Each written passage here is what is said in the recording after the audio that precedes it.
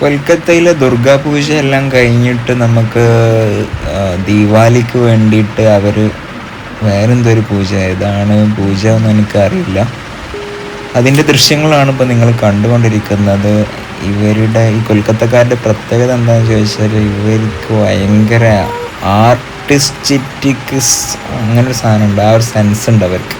അവർ ഭയങ്കര, എനിക്ക് തോന്നുന്നു ഇന്ത്യയിലെ ഏറ്റവും കൾച്ചറലി അവരുടെ സംസ്കാരത്തോടൊക്കെ അടുത്ത് നിൽക്കുന്ന ഒരു സംസ്ഥാനം maybe Kolkata, I mean Bengal ജനതയാവും. ഇപ്പോൾ ദുർഗാപൂജയിൽ ഇവിടെ പന്തൽസ് ഉണ്ടാവും. എനിക്ക് തോന്നുന്നു എല്ലാ ടൗണിലും ഓരോ പന്തൽസ് ഉണ്ടാവും. അത് ഓരോ ക്ലബ്ബുകാർ ഉണ്ടാക്കുന്നത്. അതൊക്കെ എന്ത് ഭംഗിയാണെന്നറിയാം. അതിലൊരു പന്തൽസ് ഞാൻ ഈ ചാനലിൽ ഇടുന്നുണ്ട്. ഇതിപ്പോൾ ദുർഗാപൂജ അല്ല, അത് ദീപാവലിയുടെ അന്ന് എൻ്റെ ഹോസ്റ്റലിൻ്റെ അടുത്ത് കണ്ടൊരു പന്തലാണ്.